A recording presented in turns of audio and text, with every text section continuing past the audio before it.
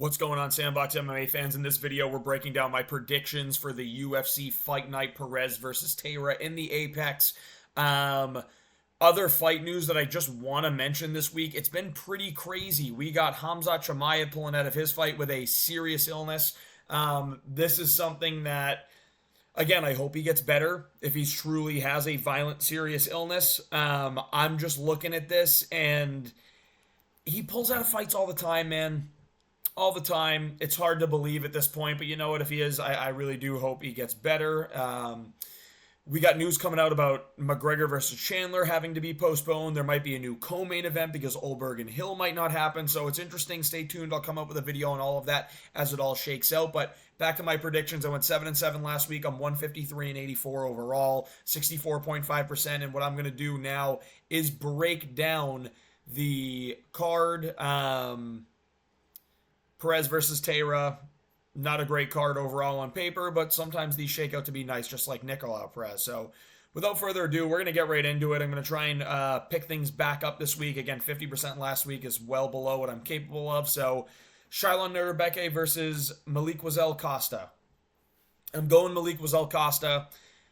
He's taller, he's rangier, he uses his kicks better, and I think he has good enough jiu-jitsu and get-ups against a very lackluster, again, Shailon Nurbeke can get takedowns and kind of hold you there, but he doesn't really do too much with it, and he holds the weaker opponents down there. I think Malik Wazel Costa is very strong. He's very physical. He's southpaw. It's going to be harder for him to get taken down. Again, that single leg is there, but Nurbeke doesn't really go for single legs. He just tries to shoot his blast double and get it. I don't think he's going to be able to get that on Malik Wazel Costa, or at least not get it multiple times. I think Malik Wazel Costa is going to be able to defend a lot of those takedowns and end up landing great kicks to the body and using his kicks to win this fight against Shailon Nurbeke. I think he's going to win a late round 2, early round 3 TKO with a teep kick to the body on Nurbeke. So we're going Malik Wazel Costa to start. Josephine Knudsen versus Julia Polastri. Let's just look into Julia Polastri real quick. I'm pretty sure that she was on Contender Series. Yeah, she got a sub over a pretty shitty opponent. Took her to the second round. Again, she's young. Looks kind of cute in the picture. That might change things in the eyes of the judges. But overall, I think Josephine Knudsen is very talented. I think she's dangerous on the feet, which is not very common for women in the strawweight division. I think she's an overall better MMA artist. She has good takedowns of her own. And when you look at Julia Polastri, she kind of got beat up and then luckily got the submission. Could have ended up losing that fight if it went to the judges, and I think Knudsen's actually a really, really good fighter. I'm going Josephine Knudsen to win this fight by a 30-27 unanimous decision by beating up Julia Polastri on the feet. There might be 30-27 in opposite directions because of how bad judging is, but I'm going to trust that this fight is so one-sided that they cannot fuck it up. So I'm going Josephine Knudsen here. Jekka Saragi versus Weston Wilson. I'm going with Jekka Saragi. Again, he lost to the great Angel Jablet, but he KO'd Lucas Alexander. Again, he got him with a lucky shot as Lucas Alexander was. But I do like his finishing ability, and I think Weston Wilson is one of the worst fighters in the UFC. He is Ricky Turcios bad. He is, how else do I put it? Who is the other guy? Jesse Butler bad. Like, this guy is the worst of the worst in terms of the featherweight division. Bottom of the barrel. He is there to just promote bad fighters, so that way they can get a good-looking win on their resume with a first-round finish. I'm going Jekka Saragi to win a first-round knockout over Weston Wilson. I just think Weston Wilson is that bad. Jekka Saragi, first-round knockout. This will be an easy one. Charlie Giudice versus Gabriela Fernandez. Sorry, I'm looking for a coin. I have no idea what's going to happen.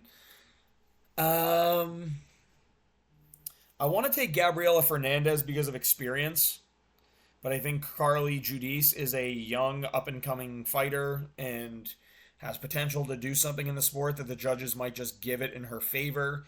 She lands a lot. That's 11.2 strikes per minute. Again, she's had 14 total fights. Let's just look a little bit more into this. I don't really know what the fuck I want to do here. Versus Karaketi. She had a split decision, which I do remember this one. She arguably could have won this fight. And Karaketi, I think, just got a win in the UFC. Gabriela Fernandez is not overly talented. Neither of these girls can really get this fight to the ground. Her nickname is something as simple as Gabby. Every time it goes to a decision, she loses to Jasmine Judavicius, and I think she got her piss beat out of her by Jasmine Judavicius, and she's not that good. Fuck it, let's go underdog. I don't really fucking care about this fight. Carly Judice to win a decision because Gabriela Fernandez can't win a decision. Don't bet on this fight. I have no idea what's going to happen, but I'm going because I want to take an underdog here. Josh Quinlan versus Adam Fugit. Adam Fugit. I'm going Josh Quinlan. He does tend to struggle with reach. We saw it against Nick Barlow.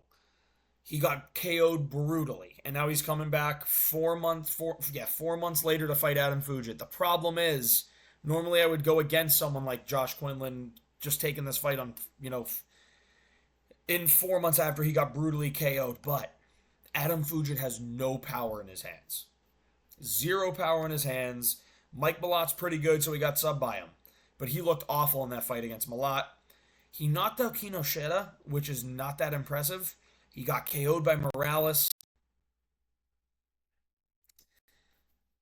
I'm going with Kinlan. I think Kinlan is just overall a damaging fighter. I think he's younger. Adam Fugit is out of his prime, if he ever had a prime at 35. Kinlan is in his prime. He's 6-2. I think the UFC like him a lot, too, if I'm being honest. I like the power he has in his right hand, especially going against a southpaw fighter. I like his output. I'm going to go with Josh Kinlan to win by round 2 KO over Adam Fugit. Nate Maness versus Jimmy Flick. Jimmy Flick could get a random sub here. I do kind of like Jimmy Flick's game sometimes. I think he's kind of fun to watch because he does leave it all on the line.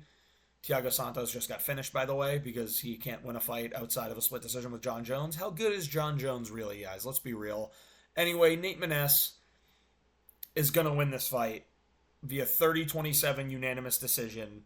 Dominating. I think he's going to be able to grapple a little bit, but I think he's going to try his best to stay away from the grappling. This is going to be a boring jab fest from Nate Maness. He's going to use kicks at range. He's going to jab to keep Jimmy Flick at range, and I think he's going to end up winning a 30-27 unanimous boring decision using his reach, using his kicks, and just overall being more skilled than Jimmy Flick. He might take this to the ground in the last couple seconds of each round, but I don't think he's going to take it to the ground early because I think there is a threat from Jimmy Flick in the submission, but there's no threat anywhere else.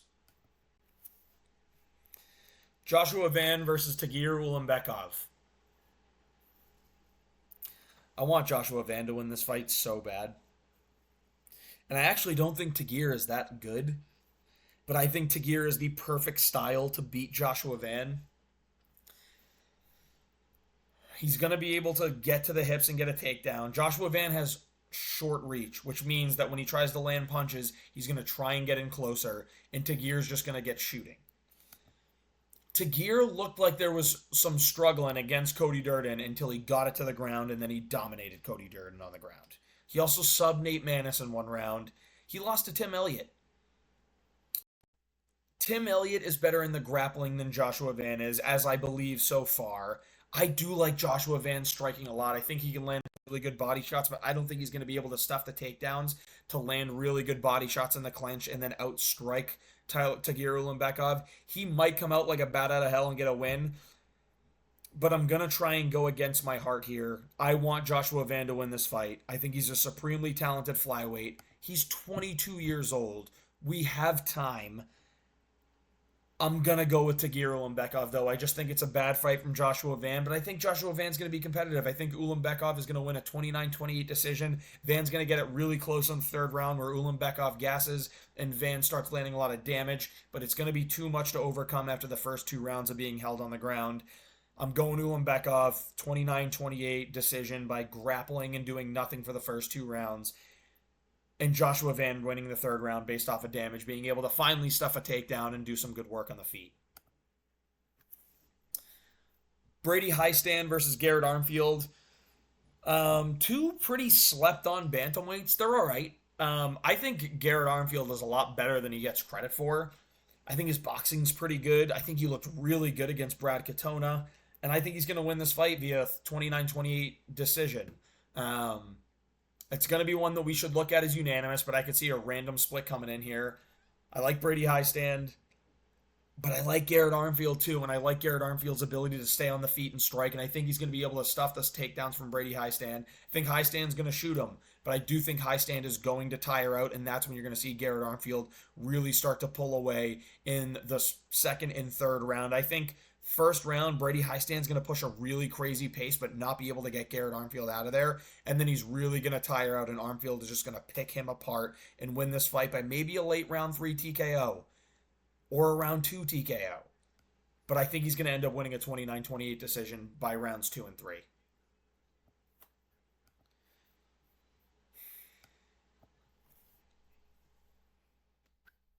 I really want to go Jose Johnson here, and it's a crazy underdog pick too, and I know that. Asu Almabayev is a tremendous grappler. Really good Kazakhstani grappler. He UD'd Vergara. Vergara did have some success stuffing takedowns eventually, I think. Jose Johnson, and he subbed Ode Osborne, who's nothing that special, but he did fight people right outside the rankings already. And he's got those wins for Almabayev. Let's go Jose Johnson here. Jose Johnson's got this height. He's got the range. I can see Almabayev running into trouble getting into there in the entries, but I think once he gets him, he can get Jose Johnson down. Jose Johnson has been subbed 4 times. Got subbed by Damone Blackshear. I think he got he's the guy that got twisted by Damone Blackshear. Damone Blackshear is a fucking awesome fighter, though. And he's going down to fight at flyweight. I think he's going to struggle with this weight cut and gas out, and Almabayev's going to be able to take him down and win this fight. Almabayev's going to win this fight by round 2 submission over Jose Johnson, getting his takedown and getting the choke rather quickly. Going underdog here, Douglas Silva de Andrade. I think Silva de Andrade has really good power. I think he has great takedown defense, and I think he's a very hard matchup for Miles Johns. I don't know why Miles Johns favorited here. I think Miles Johns has a little bit of power, but a very suspect gas tank. I don't think he uses his kicks well. I think he's got good punches. And that's all he's got in a meh wrestling game. But a meh wrestling game is going to do nothing to Douglas Silva de Andrade. I feel this is my lock of the card here, honestly, is Douglas Silva de Andrade. I think he's going to be able to shoot his hips back, stuff the takedown, working his kicks really well. Miles Johns gasses out at the start of round 2, and Douglas Silva de Andrade gets a round 2 KO via some shots to the body, like a kick to the body, and then follows it up with punches up top, getting a ground and pound. TKO, Douglas Silva de Andrade, round 2. Miles Johns isn't going to be able to get him down. And Miles Johns isn't going to be able to land the crazy punches. I think Silva de Andrade is going to be able to get his range well, and he's going to win this fight. Timothy Kwamba versus Lucas Almeida. I like Timothy Kwamba. I think I really like the fight he put up against Balaki Oji, but we see sometimes with those fighters when they step in and there's nothing to lose, they perform at their best. This one, he's got time. I don't like that Lucas Almeida got KO'd by Fee. Sabatini, he got subbed by. Sabatini is a really good jiu-jitsu specialist, but he doesn't have anything else. Almeida knocked out Trezano. He got UD'd by Zellhuber. He's pretty big for the weight class.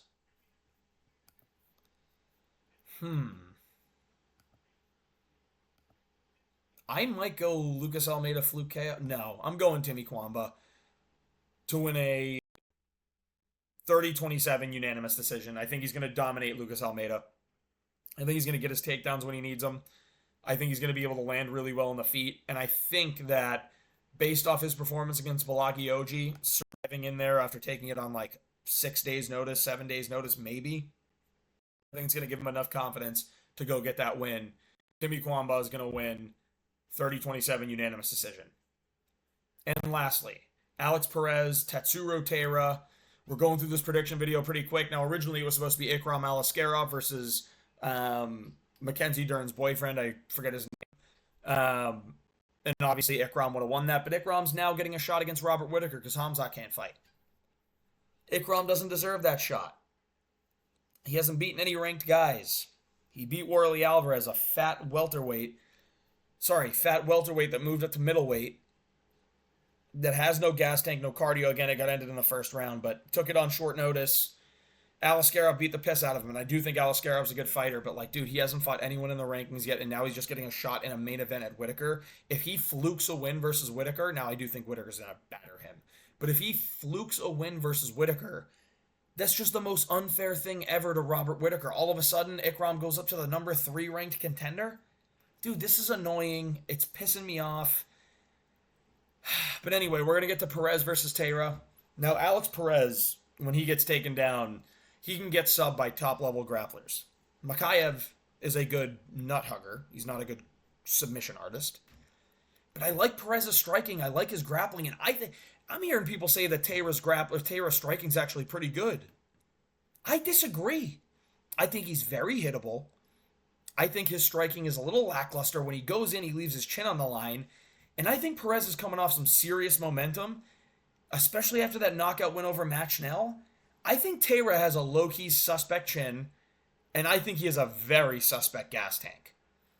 I'm going to go with Alex Perez to win this fight, and I'm going to go with him to win it by a round 4 TKO by overwhelming Tatsuro Taira. He's going to get taken down a little bit early, but it's going to be at end of rounds, and he's going to survive these rounds. But you're going to see Taira's gassing out, and Alex Perez is going to put the foot on the pedal, walk down Tatsuro Taira. Taira's going to lose this, and it's not something he should be upset about because, again, he's 24. He has plenty of time to build himself back up. But we see sometimes these undefeated fighters, they face the real test. Alex Perez is a real test at this point. And I think he's going to get a finish over Tatsuro Taira with a knockout in round 4, 3, maybe even as late as 5, but I don't think this gets to round 5. Even if Perez ends up losing, he's going to get subbed earlier than that. I'm going to go with Perez to win this fight via round 4 KO. I think he has the power. I think he's much better at striking. Obviously, he's not as good of a grappler, but I think Taira is going to have a little bit of a tough time getting this to the ground as much as he wants. And I think his first 5-rounder, he's going to feel the pace and the pressure and not be able to sustain his cardio. His striking suspect. Now, he could choke out Alex Perez, and I could be eating my words, but I'm going with underdog pick here. I picked Perez to beat Schnell, and everyone picked Perez to beat Nicolau, and everyone picked Nicolau for all the reasons that everyone listed. I went Perez because I trusted my gut, and I'm trusting my gut here. Alex Perez wins this fight by knockout in the 4th round. If you enjoyed the video, please like and subscribe. We're coming up to the end here. Hopefully I can get my record back up. Again, 153-84 is a damn good record at 64.5%, which is, again, like top 5 in terms of people that do predictions. But I want 1. I'm not here to be top 5. I'm here to be top 1. And I'm going to be number 1. Starts again this weekend with good picks. Please like and subscribe if you enjoyed the video. More content coming out later as there's some crazy stuff happening with UFC 303 and Saudi Arabia. So stay tuned for more content this week. Hope you guys like the lineup. I'm going to be in a wedding for my boy this weekend. So my guy Dougie took care of me. Pause. But yeah, it'll be fun. Everyone wish Chris Rich a happy and lucky wedding. This is going to be an awesome time. So thanks for watching.